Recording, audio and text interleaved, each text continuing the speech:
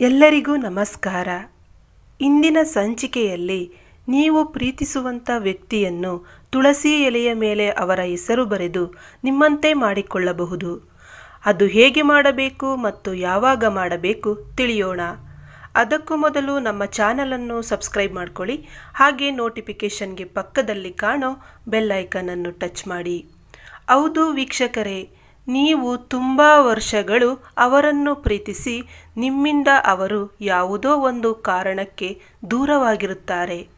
ಅಂತಹ ವ್ಯಕ್ತಿಯನ್ನು ನಿಮ್ಮಂತೆ ಮತ್ತೆ ಮಾಡಿಕೊಳ್ಳಬಹುದು. ಅದನ್ನು ಒಳ್ಳೆಯ ಮನಸ್ಸಿಟ್ಟು ಈ ಒಂದು ಕ್ರಿಯೆಯನ್ನು ಮಾಡಿದ್ದೇ ಆದಲ್ಲಿ ನೀವು ಇಷ್ಟಪಟ್ಟ ವ್ಯಕ್ತಿ ನಿಮ್ಮಂತೆ ಆಗುತ್ತಾರೆ. ಹಾಗಾದರೆ ತಡ ಯಾಕೆ? ವಿಡಿಯೋನ ಕೊನೆಯವರೆಗೂ ನೋಡಿ ಮತ್ತು ಯಾವ ಸಮಯದಲ್ಲಿ ಮಾಡಬೇಕು ತಿಳಿಯೋಣ. ಯಾವ ವಾರ ಮಾಡಿದರೆ ಒಳ್ಳೆಯದು ತಿಳಿದುಕೊಳ್ಳೋಣ. ಇದನ್ನು ನೀವು ಶುಕ್ರವಾರ ಅಥವಾ ಭಾನುವಾರ ಮಾಡಿದ್ದಲ್ಲಿ ಒಳ್ಳೆಯದಾಗುತ್ತೆ. ಹೌದು ವೀಕ್ಷಕರೇ, ನೀವು ಮನಸ್ಸಿಟ್ಟು ಮಾಡಿದ್ದೇ ಆದಲ್ಲಿ ನಿಮಗೆ ಇದರ ಪ್ರತಿಫಲ ಸಿಗುತ್ತದೆ. ಹಾಗಾದರೆ 2 ತುಳಸಿ ಎಲೆಯನ್ನು ತೆಗೆದುಕೊಳ್ಳಿ.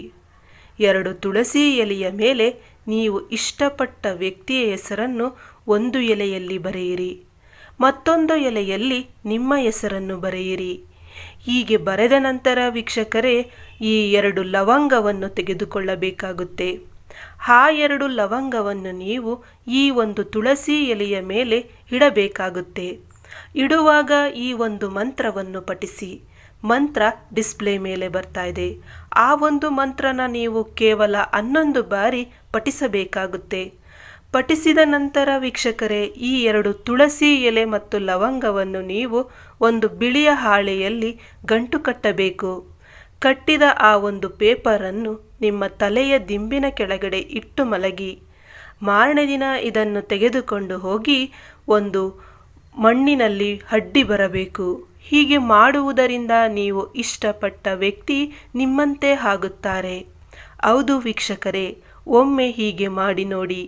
ನಿಮಗೆ ತಿಳಿಯುವುದು ಇದರ ಮಹಿಮೆ ಏನು ಎಂದು. ಧನ್ಯವಾದಗಳು.